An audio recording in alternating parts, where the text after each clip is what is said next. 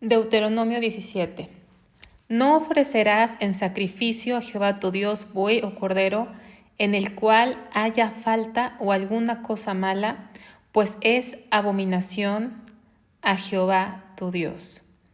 Entonces este capítulo empieza hablando acerca de la adoración a Dios y nos da una gran advertencia, que no podemos darle a Dios cosa defectuosa, porque las cosas que le demos a Dios defectuosas es abominación a Dios. Recordemos que este sacrificio era un tipo de Cristo. Cristo fue sin mancha, fue perfecto. El sacrificio de Cristo fue totalmente inocente, justo. Vamos a ver esto en Primera de Pedro 1:19.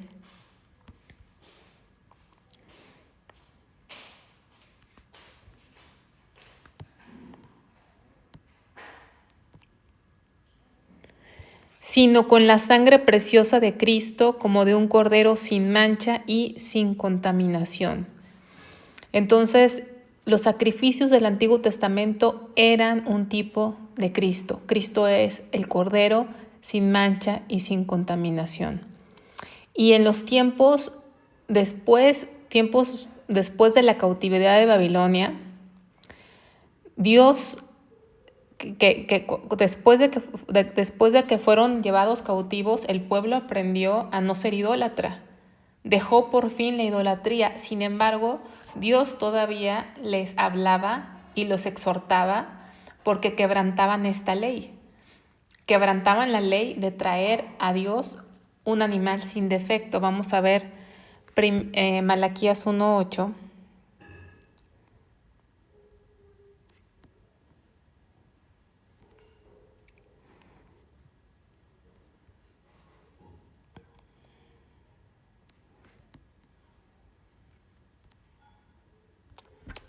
Y cuando ofrecéis el animal ciego para el sacrificio, no es malo. Asimismo, cuando ofrecéis el cojo o el enfermo, no es malo. Preséntalo pues a tu príncipe. ¿Acaso se agradará de ti o le serás acepto? Dice Jehová de los ejércitos, ¿no? Entonces, mucho tiempo después del Deuteronomio, pasaron años y el pueblo tuvo que ser disciplinado por Dios, llevado a Babilonia porque eran idólatras. Después de la disciplina dejaron de ser idólatras, pero siguieron quebrantando esta ley que estamos leyendo el día de hoy en Deuteronomio 17. ¿Cuál ley? Que no podían llevarle animal defectuoso. Y aquí les está diciendo Dios, ¿por qué? ¿Por qué ofreces lo cojo? ¿Por qué ofreces lo enfermo? Es como hoy en día podemos servir a Dios, pero a medias. Servimos a Dios como podemos, servimos a Dios cuando podemos, servimos a Dios como queremos o como pensamos, con una ligereza, con una indiferencia en nuestra entrega a Dios, en nuestro servicio a Dios. Y eso no es agradable a Dios. No le podemos dar a Dios lo que nos sobre, no le podemos dar a Dios improvisar un servicio a Dios. Eso es desagradable a Dios. Es como si en el trabajo tienes que llegar puntual, en el trabajo no puedes faltar, en el trabajo tienes que entregar las cosas bien hechas, ¿no? Documentos bien redactados o las presentaciones bien hechas. Pero en las cosas de Dios estamos acostumbrados a improvisar, estamos acostumbrados a ser mediocres en nuestro servicio a Dios. Vamos a regresar a Deuteronomio.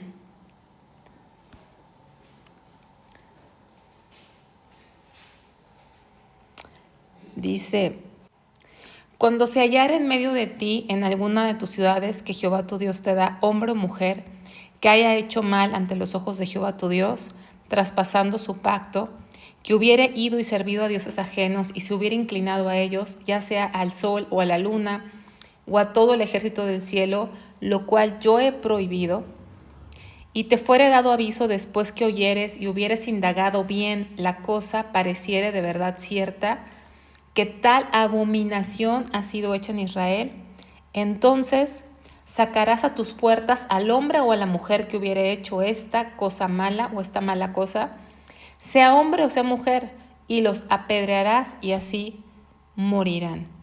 Entonces estamos viendo que Dios toma con severidad el pecado de la idolatría. No podían ofrecer sacrificios a otros dioses, adorar a otros dioses. Dice, si se encuentra una persona, y no importa si sea mujer o hombre, ¿no? Como muchos dicen que la mujer es el sexo débil, no importa que sea el sexo débil, no importa si es mujer o es hombre, no importa si alguno de ellos se encuentra y se halla evidencia que está siendo idólatra, porque esa está quebrantando el pacto a Dios, ese pacto de que Dios sería su Dios, ellos serían su pueblo, que es como un pacto matrimonial, una relación de matrimonio a la que Dios nos llamó, en donde tan es así que Dios habla de adulterio espiritual, de fornicación espiritual, cuando algo se interpone en esa relación tan íntima y tan poderosa entre Dios y su pueblo. Entonces, a la relación que Dios nos llamó no es una religión, es una religión de voy los domingos o hago esto o voy 2 días a la semana. Nos llamó a una relación tan íntima como la matrimonial, a una relación tan cercana a Él que no debe haber cabida para un tercero. Nada, ni un deporte, ni el trabajo, ni la familia, ni otras ideologías pueden ocupar el lugar de Dios en nuestra vida. Y tan es así que si se evidenciaba que esta persona estaba sirviendo a dioses ajenos o se hubiese inclinado a ellos, debía ser muerto. Y es interesante que menciona el sol o la luna o todo el ejército del cielo. Vemos que desde tiempos antiguos hay una tendencia a adorar el sol, a adorar la luna. Aún en algunas casas afuera ponen todavía adornos del sol, de la luna, de las estrellas. Quizá no lo adoran, quizá lo hacen por ignorancia o por gusto, pero realmente el antecedente y el precedente es que durante las edades se ha adorado el sol y la luna como dioses. Si vamos al primer capítulo de Génesis, Génesis 1, va a ser un dato interesante que si lo leemos vamos a percatarnos que Dios al principio lo primero que hizo fue la luz, dijo y sea la luz y fue la luz, pero no había sol porque el sol lo hizo hasta el 4.º día, si mal no recuerdo, hasta el 4.º día formó al sol, a la luna, a las estrellas, etc. Entonces había luz sin que existiera el sol, porque mucha gente venera al sol porque es el que da la luz, porque es el que preserva la vida, porque si no hay sol no hubiese vida. Pero la luz verdadera, el sustentador de la vida es Cristo y la luz existía antes que el sol. Entonces siempre tendemos a adorar a las criaturas antes que el Creador, como dice el primer capítulo del libro de Romanos, y eso está prohibido por Dios, adorar al sol, a la luna, a los signos del zodiaco, todas ese tipo de cosas es aborrecible delante de Dios, ¿no? Entonces tenían que morir. Así de severo era este juicio y lo hemos visto para terminar con la maldad, porque si no esa maldad se iba a incrementar. Luego dice, pero tenías que indagar, o sea, no era nada más un rumor, un chisme, una idea, tenían que indagar verdaderamente y si era cierto, entonces tenía que hacerse justicia, sacar a ese hombre, a esa mujer y apedrearlos. Y luego dice el versículo 6, por dicho de 2 o 3 testigos morirá el que hubiere de morir, no morirá por el dicho de un testigo. O sea, tenía que haber suficiente evidencia, no nada más un testigo, sino 2 o 3. Tenía que haber suficiente evidencia para ejecutar esta pena de muerte. La mano de los testigos caerá primero sobre él para matarlo y después la mano de todo el pueblo. Así quitarás el mal de en medio de ti. Esa es la razón principal, que el pecado es como una plaga que se esparce, se contamina. Es como si tienes una manzana podrida junto a otras manzanas, afecta y pudre a los demás. Así es el pecado, por eso hay que quitarlo. Obviamente nosotros no estamos bajo la ley civil de Israel, vivimos en países donde tenemos autoridades y tenemos que respetarlas y obedecerlas siempre y cuando no nos pidan algo en contra de Dios. Pero aquí lo que tenemos que hacer es lo que dice el Nuevo Testamento, que hagamos morir lo terrenal en nosotros, ¿sí? Que hagamos morir el pecado, que hagamos morir todo aquello que desagrada a Dios. Entonces, hoy no es ir a matar a una persona, sino matar nuestra propia carne, sacrificar nuestro yo. Por eso el cristianismo, Jesús dijo que era negarse a sí mismo, tomar nuestra cruz y seguirme. O sea, nuestro yo, nuestra naturaleza, lo que nos gusta, tiene que morir para que pueda fluir Cristo. O sea, el evangelio es un evangelio de vida, pero a la vez es de muerte. Muerte a nuestro yo para que entonces pueda vivir Cristo. Pero a medida que nosotros le conocemos, va siendo cada vez más fácil entregar todo aquello que no le gusta a Dios, porque nos cautiva tanto Dios que es un proceso en el que poco a poco vamos dejando aquellas cosas que nos gustan, pero que vamos aprendiendo que a Dios no le agrada.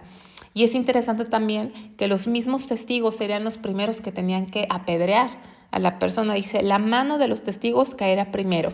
Los que fueron a testificar en contra tenían que apedrearlo ellos primeramente y después todo el pueblo. Y la razón era para evitar que hubiera personas que levantaran falso testimonio. ¿Por qué? Porque en el momento en que ellos apedreaban, si apedreaban a alguien por un falso testimonio que ellos mismos dieron, su sangre iba a caer sobre ellos. Entonces, eso les daba más peso, porque no nada más era hablar mentiras, sino que ellos tenían que ejecutar y tenían que matar a un inocente. Entonces el hecho de que los mismos testigos que hablaron fueran los que tenían que ejecutar el juicio, les daba más peso atreverse a mentir. Porque una cosa es hablar mentira contra un inocente y otra cosa es matar a un inocente con tus propias manos. Entonces los testigos mataban a las personas, eran los primeros en apedrearlos, como una confirmación de lo que estaban diciendo había sido verdad. Entonces eso los hacía pensar dos veces si iban a decir un falso testimonio. Versículo 8. Cuando alguna cosa te fuera difícil en el juicio, entre una clase de homicidio y otra, entre una clase de derecho legal y otra, y entre una clase de herida y otra, en negocios de litigio en tus ciudades, te levantarás y recurrirás al lugar que Dios escogiere. Y vendrás a los sacerdotes, levitas, y al juez que hubiere en aquellos días, y preguntarás, y ellos te enseñarán la sentencia del juicio. Y harás según la sentencia que te indiquen los del lugar que Jehová escogiere, y cuidarás de hacer según todo lo que te manifiesten. Según la ley que te enseñen y según el juicio que te digan harás, no te apartarás ni a diestra ni a siniestra de la sentencia que te declaren.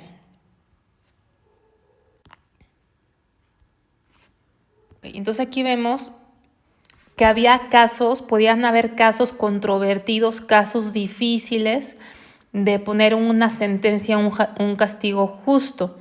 Aquí habla entre una clase de homicidio y otra, ¿no? No todos los homicidios son iguales. Entre una clase de derecho legal y otra, una herida y otra, entre negocios. Entonces, siempre hay casos difíciles, no todos los juicios eran fáciles de resolver.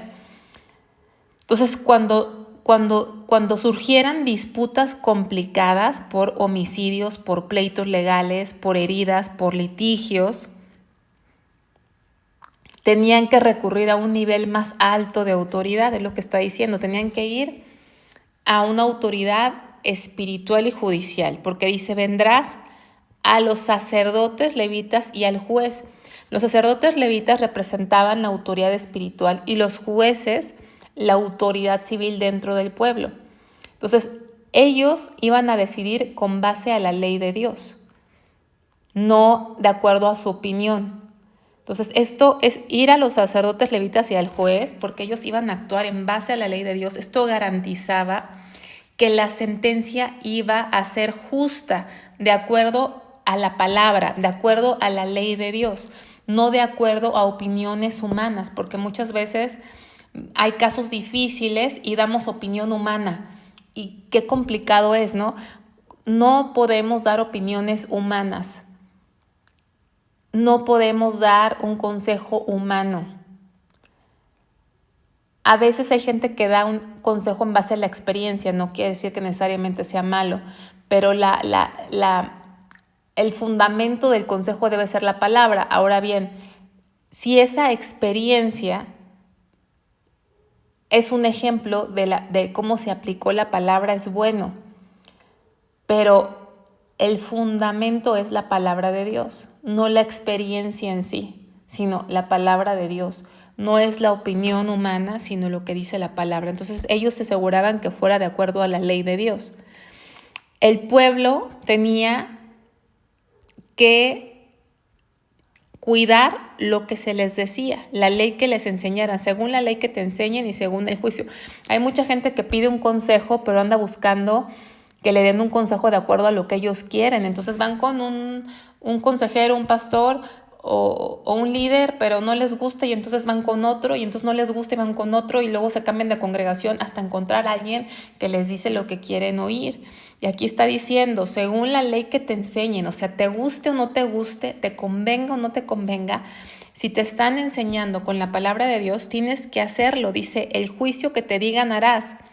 No te apartarás ni a diestra ni a siniestra, ¿no? Porque a veces aceptamos el consejo, pero a medias. Tomamos una cosa, pero la otra no. Pero si es un consejo 100% fundamentado en la palabra de Dios, debemos seguir ese consejo para obedecer a Dios. Porque aquí está Dios diciendo, no te desvíes a derecha ni a izquierda. Tienes que obedecer. Entonces, recordemos que este juez y estos levitas iban a la palabra, que quiere decir que Dios es la fuente de justicia, Dios es justo, Dios es justo. Y también apunta al único mediador justo, perfecto, que es Cristo. Primera Timoteo 2:5 dice que solamente hay un mediador entre Dios y los hombres, Jesucristo hombre, ¿no? Él es el mediador justo. Dios es el juez justo, es la fuente de toda justicia. Y esta palabra que dice no te apartarás a derecha ni a siniestra, nos habla de esa obediencia a la palabra. Nos enseña la importancia de sujetarnos a la dirección divina que está declarada en la palabra de Dios. Entonces, en el Nuevo Testamento vemos que aquí habla de sacerdotes, levitas y juez. Esto apunta a Cristo. Vamos a ver Hebreos 4.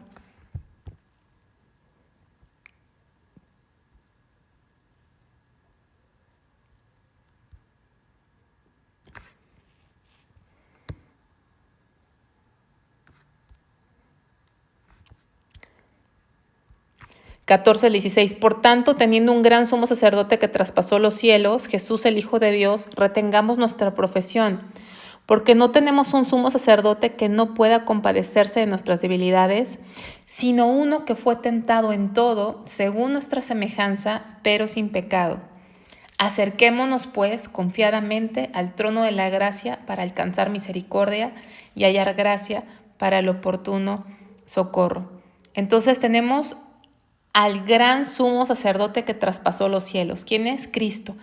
Entonces, cuando habla de levitas, los sacerdotes levitas, está apuntando a Cristo. Recordemos que el Antiguo Testamento es un tipo, una prefigura o una sombra. Todos sabemos que la sombra no es lo real, es solamente una sombra que apunta hacia algo que es real. Entonces, el Antiguo Testamento es una sombra del porvenir. El cumplimiento de todo es Cristo. Por eso Jesús dijo que Moisés habló de él.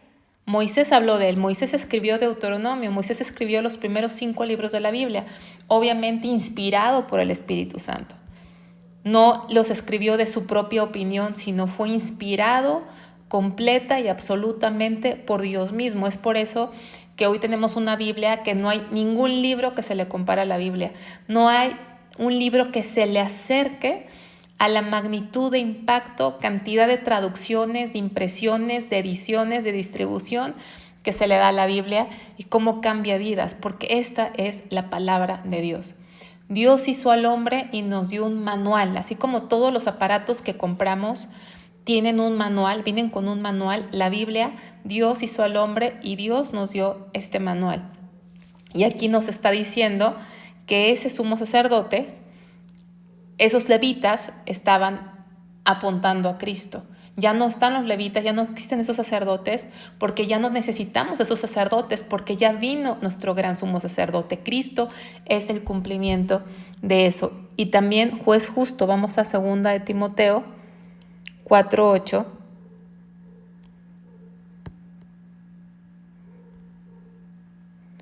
Por lo demás, me está guardada la corona de justicia, la cual me dará el Señor, juez justo, en aquel día, y no solo a mí, sino también a todos los que aman su venida.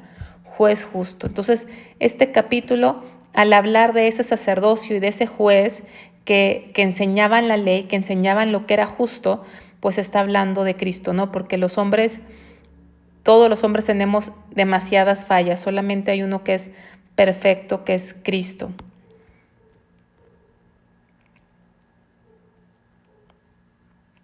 Dice, y el hombre que procediere con soberbia, no obedeciendo al sacerdote que está para ministrar allí delante de Jehová tu Dios, o al juez, el tal morirá, y quitarás el mal de en medio de Israel, y todo el pueblo oirá y temerá, y no se ensoberbecerá. Entonces vemos que habla de soberbia, dice que procediere con soberbia, y luego dice en el 3, y todo el pueblo oirá, temerá y no se ensoberbecerá. Entonces, rechazar la palabra de Dios, rechazar la sentencia, era un acto de rebelión directa contra la autoridad de Dios. Eso es bien importante. No contra los hombres, sino contra Dios, porque Dios es la autoridad. Entonces, esa soberbia, ese orgullo desprecia la voz de Dios. Y la consecuencia de esa rebelión, de esa soberbia contra Dios, era la pena de muerte. No porque Dios fuera arbitrario, sino porque la desobediencia minaba la justicia y la santidad. Si una persona se atrevía a desafiar la autoridad establecida por Dios, iba a arrastrar a muchos más a esa misma rebelión. Entonces, la ejecución de este rebelde soberbio tenía una enseñanza. El pueblo tenía que aprender a respetar a la autoridad. Recordemos que Dios no tiene autoridad, Él es la autoridad, pero Él la ha delegado en las diferentes autoridades seculares y eclesiásticas y familiares, y tenemos que respetar esa autoridad. Entonces, esta era una medida preventiva contra la rebelión y contra la corrupción. Cada que nosotros no obedecemos a Dios es soberbia, es un acto de rebeldía, y Dios resiste a los soberbios. Versículo 14. Cuando hayas entrado en la tierra que Jehová tu Dios te da, y tomes posesión de ella y la habites, y digas, pondré un rey sobre mí, como todas las naciones que están en mis alrededores, ciertamente pondrás por rey sobre ti al que Jehová tu Dios escogiere, de entre tus hermanos pondrás rey sobre ti, no podrás poner sobre ti al hombre extranjero que no sea tu hermano. Aquí vemos que Dios sabe todas las cosas. Dios era el rey de este pueblo, pero Dios sabía que en el futuro, cuando se establecieran en la tierra prometida, ellos iban a querer tener un rey como lo tenían las demás naciones. Siempre en nuestra humanidad queremos ver al hombre como que eso nos da confianza, como que eso nos da entereza, ver a un hombre enfrente de nosotros guiándonos. Entonces, así el pueblo decía, las demás naciones tienen un rey, tienen un líder. Nosotros también queremos un rey, queremos un líder, queremos ver a alguien que nos dirija. Y Dios ya lo sabía que así iba a suceder. Entonces, desde antes, Dios dejó instrucciones. Porque aunque este deseo de la gente de querer un rey mostraba cierta falsa de confianza en Dios como su rey supremo, Dios en su voluntad permisiva, hay una voluntad perfecta y una voluntad, o sea, digamos que Dios no era su voluntad perfecta por querer al rey, pero en su sabiduría de Dios, en su soberanía, permitió esta institución del rey, pero bajo sus condiciones. Entonces, el rey debía ser escogido por Dios. no era un cargo para que votaran, ¿no? No era un cargo de político para que votaran por el rey, sino que Dios mismo lo iba a escoger. Y también el rey tenía que ser israelita, no podría haber extranjero, tenía que ser de la misma identidad, de la misma fe del pueblo de Dios. ¿Por qué un extranjero no? Porque un extranjero tenía otros dioses y pondría en peligro, introduciría otros dioses ajenos, otras costumbres paganas, etcétera, ¿no? Tenemos que recordar que Dios es el verdadero rey. Aunque hubiera un rey humano, su autoridad tenía que estar sujeta a Dios. Entonces, también en esto vemos una sombra de Cristo, porque Cristo, ya lo vimos en este capítulo, fíjese, lo vimos como el sacerdote, ¿sí? Sacerdotes, levitas y el juez que hubiese en aquellos días, ¿sí? Entonces vemos a Jesús como ese sumo sacerdote, ese gran sumo sacerdote. Lo vemos como el juez justo y ahora como el rey. El rey ellos querían un rey humano, pero apuntaba de alguna manera al rey, el rey de reyes y señor de señores, Cristo como el rey perfecto. Por eso Apocalipsis dice rey de reyes, ese es Jesucristo. Vamos a Juan 18:37.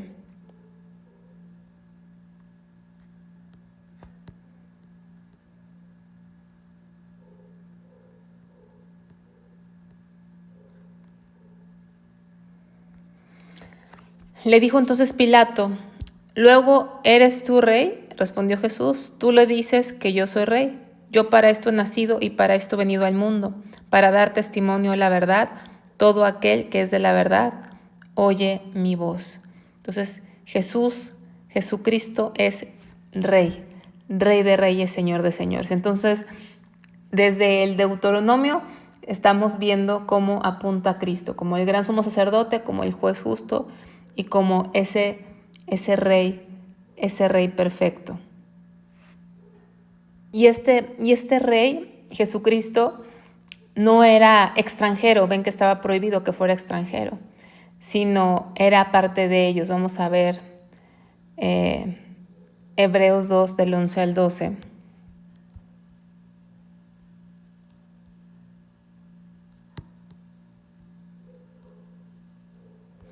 Porque el que santifica y los que son santificados de uno son todos, por lo cual no se avergüenza de llamarlos hermanos, diciendo, anunciaré a mis hermanos tu nombre, en medio de la congregación te alabaré.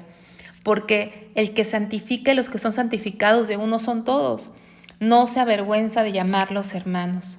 Anunciaré a mis hermanos tu nombre. Es el rey perfecto porque era parte de ese pueblo y que ahora nos ha llamado a todos los gentiles, a los que no somos nacidos en Israel, también nos ha llamado hermanos. Cuando Él dijo, anunciaré a mis hermanos tu nombre en medio de la congregación. Entonces, Él no es un rey extranjero, sino nuestro hermano mayor. Siendo Dios, no le da pena llamarnos hermanos, ¿no? Y a veces a nosotros nos da pena decirnos hermanos en la congregación. Ya decimos que eso es muy tradicional, pero no es tradicional, es una bendición porque la Biblia dice que somos familia de Dios. Debería ser un privilegio llamarnos hermanos. Si Jesucristo mismo no se avergüenza, dice aquí, de llamarnos hermanos, ¿por qué nosotros nos avergonzaríamos? Vamos a regresar a Deuteronomio 17.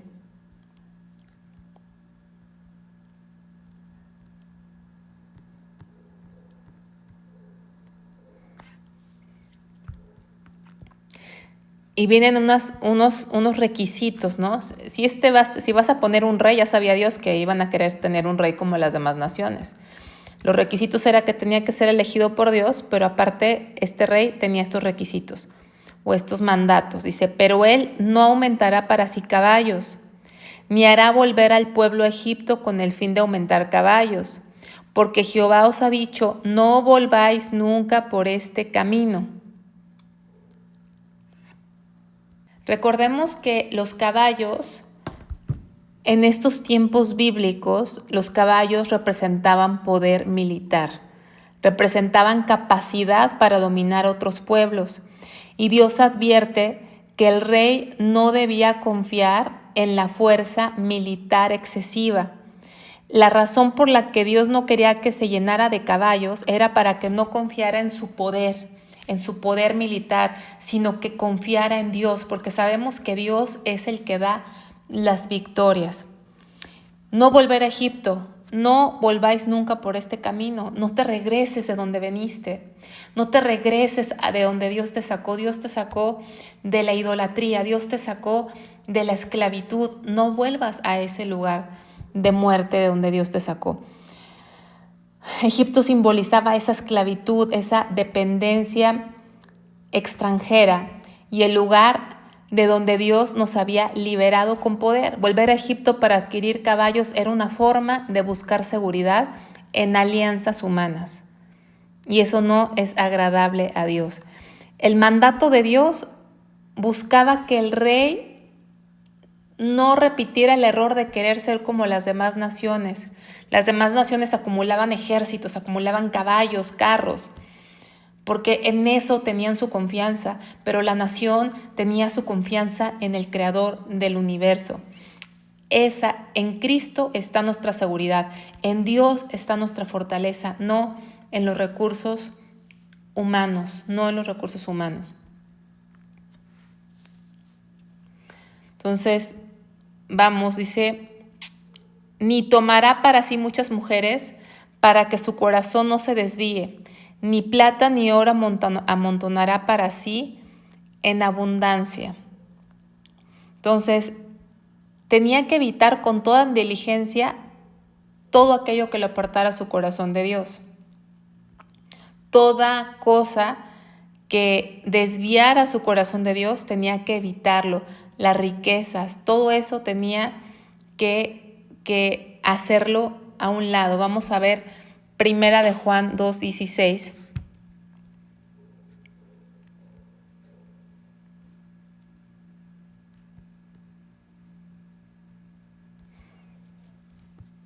Porque todo lo que hay en el mundo, los deseos de la carne, los deseos de los ojos y la vanagloria de la vida, no proviene del Padre, sino del mundo.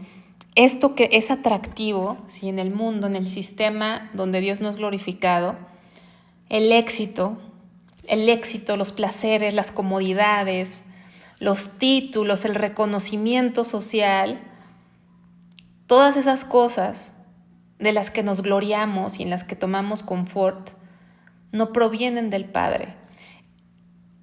No quiere decir que no vayamos de vacaciones o que no disfrutemos algo, pero nuestra confianza, nuestro confort, nuestro poder,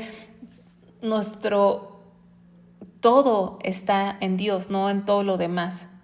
Entonces, estas riquezas y esta vanagloria y estos placeres son obstáculos contra un corazón piadoso. Entonces nos advierte la palabra y le advertía al rey de tener cuidado con estas cosas. Vamos a regresar ahí a Deuteronomio. Y pues también se aplica a nosotros, dice la palabra de Dios que somos reyes y sacerdotes, ¿no? Por eso Cristo es Rey de Reyes, Él nos ha hecho reyes. Entonces esto es para nosotros también. Debemos tener mucho cuidado de que no haya cosas que nos aparten de nuestra sincera fidelidad a Dios. Y pueden presentarse como cosas buenas, pero si están apartando nuestro corazón de nuestra fidelidad a Dios, pues es mejor sacarlos, dice la palabra de Dios, que si un ojo nos va a hacer caer, que mejor no lo saquemos, ¿no? Obviamente no es en sentido literal, sino es una advertencia en donde tenemos que ser determinantes con todo aquello que puede resultar en un estorbo en nuestro caminar espiritual, ¿no? Incluyendo aquí muchas mujeres, obviamente era costumbre de los reyes tomar muchas mujeres que terminaban desviando su corazón a otros dioses. Lo vemos un ejemplo la vida del rey Salomón. Dice, y cuando se siente sobre el trono de su reino, entonces escribirá para sí en el libro una copia de esta ley del original que está al cuidado de los sacerdotes levitas, y lo tendrá consigo y leerá en él todos los días de su vida, para que aprenda a temer a Jehová su Dios, para guardar todas las palabras de esta ley y estos estatutos, para ponerlos por obra, para que no se eleve su corazón sobre sus hermanos, ni se aparte del mandamiento a diestra ni a siniestra, a fin de que prolongue sus días en su reino, él y sus hijos, en medio de Israel. Qué interesante que le mandaba escribir para él, para sí mismo, en un libro, una copia de esta ley. No bastaba escucharla o conocerla. Qué interesante, tenía que escribirla, tenía que hacer su propia copia personal de la ley de Dios. Y el escribirla, el tener su propia copia hecha a mano, escrita por él, aseguraba que conociera profundamente la palabra de Dios. Qué interesante eso, ¿no? Hacer eso, ¿por qué no hacer eso? Escribir las notas. Por ejemplo, estás estudiando la palabra de Dios, toma un cuaderno y haz tus notas. A lo mejor no escribas todo el capítulo, pero si hubo algo, una o dos cosas que del capítulo que te tocaron, que te quebrantaron, que te impactaron, que te llamaron la atención, escríbelas, haz tu propio libro de las cosas que Dios te revela, para que llegues a un punto en el que regreses y veas y recuerdes lo que Dios te estaba ministrando y no se te olvide. Qué importante es tener nuestras agendas, cuadernos, con lo que más nos ha impactado, con lo que más nos ha edificado de lo que estudiamos de la palabra de Dios, aun cuando vamos a la congregación. Cuando vayamos a la congregación, cuando vayamos a un estudio bíblico, tomar notas. No quiere decir que tomes todo lo que se dice en la predicación. A lo mejor dices, no, luego la escucho, ahí está en YouTube, está en Facebook. No, anota una o dos cosas que ese día te ministró Dios. Ese es importante. Y no es un consejo mío.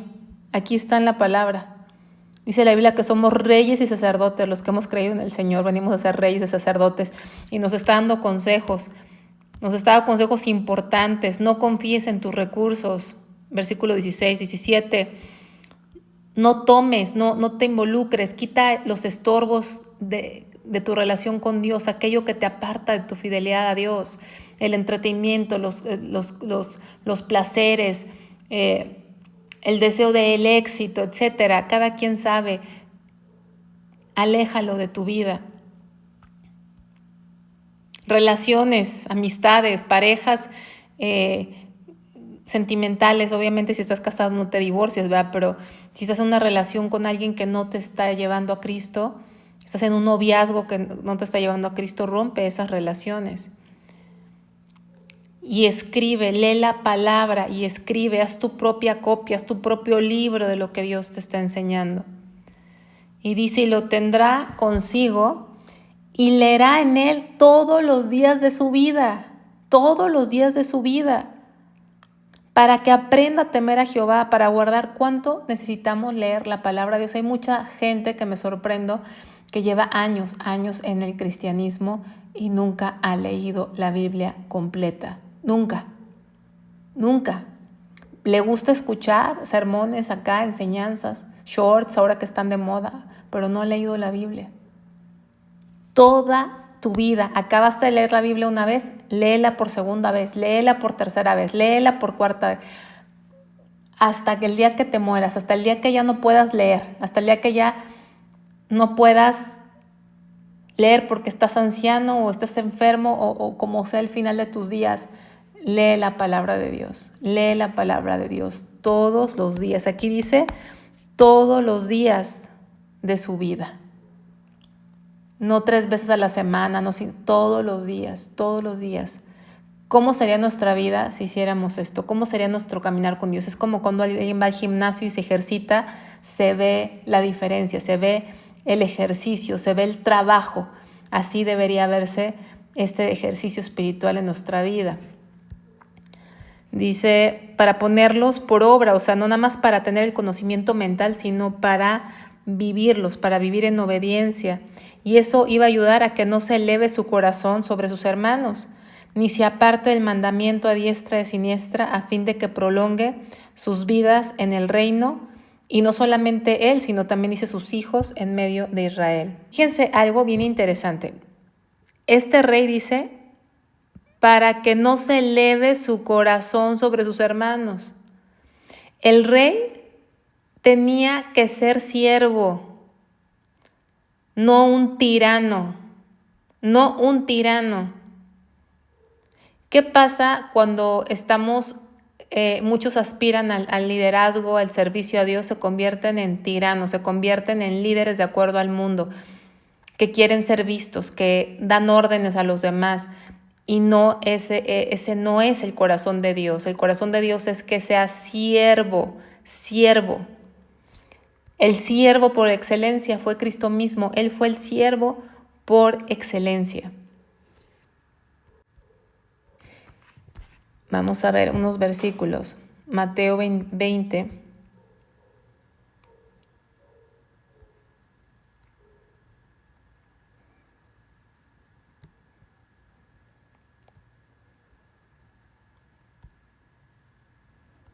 26, 27 dice, mas entre vosotros no será así, sino que el que quiera hacerse grande entre vosotros será vuestro servidor, y el que quiera ser el primero entre vosotros será vuestro siervo. Como el Hijo del Hombre, o sea, Cristo, no vino para ser servido, sino para servir y para dar su vida en rescate por muchos. Esto es el verdadero servicio a Dios. El verdadero servicio a Dios. Los ministros que anhelen obispado, que anhelen pastorado, que anhelen ser maestros, que anhelen un ministerio, tienen que aprender que no es, como dice aquí, como los gobernantes que se enseñorean. No, aquí es ser siervo, aquí es ser el último, es ser el servidor, y Jesucristo nos puso ejemplo.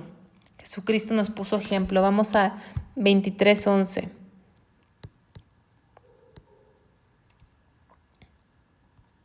El que es mayor de vosotros será vuestro siervo. Vamos a 1 Corintios 3:5.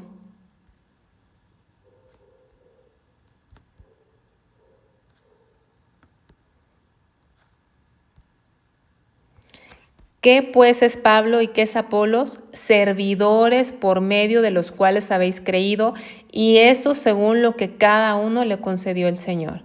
¿Qué son? Es que son apóstoles, ¿no? Apóstol de apóstoles. No, son servidores. Son servidores. Pablo, servidor. Apóstol, servidor. Servidores. Vamos a versículos 21 y 22 de ese mismo capítulo. Así que ninguno se gloríe en los hombres, porque todo es vuestro. Sea Pablo, sea Apolo, sea Cefas, sea el mundo, sea la vida, sea la muerte, sea lo presente, sea lo porvenir. O sea, ninguno debe de gloriarse en los hombres ni en ningún puesto, absolutamente nada de eso. Recordemos que la iglesia de Corinto estaba dividida. Unos decían, yo soy de Pablo, otros no, yo soy de apóstol. No, a mí me gusta cómo predica fulano, a mí me gusta cómo le predica el otro, ¿no? Y Pablo les dice, no se gloríen en los líderes humanos, no digan, yo soy del pastor fulano, yo soy del pastor sutano, yo soy de aquello. No, no se gloríen en ellos, son solamente instrumentos, son siervos. Ningún hombre es el centro de tu fe. Entonces, dice el 22, todo es vuestro. O sea, los ministros de Dios no son para crear división, no son para crear un equipo de fans, saber quién es más fan de uno, quién es más fan del otro, quién tiene más seguidores. Pablo tiene más seguidores. No, Cefas tiene más seguidores. No. Todo es vuestro, dice. Todos son para la edificación de la iglesia, para servir a la iglesia, para que Dios sea glorificado. Y eso tenemos que recordarlo. Todos somos llamados a servir, y más los que Dios ha llamado o que tienen el deseo de servir a Dios en un llamamiento de liderazgo, tienen que entender que son los servidores. Son servidores. Y la palabra siervo viene de la palabra esclavo. Y un esclavo no tiene derecho a nada. Pablo decía, soy esclavo por amor.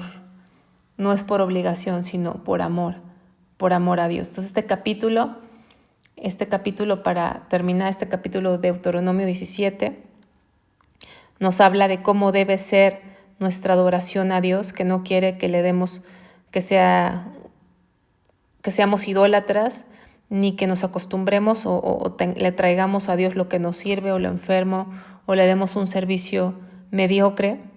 Nos habla de la integridad y de la obediencia a la ley de Dios, y nos habla acerca de guardarnos de todo aquello que nos aparte de la fidelidad de Cristo. Nos habla acerca de conocer su palabra, amarla. Nos habla acerca de ser humildes y ser siervos, y todo este capítulo apunta al Rey perfecto, al siervo por excelencia, al sumo gran sacerdote y al juez justo de toda la tierra, que es Cristo Jesús.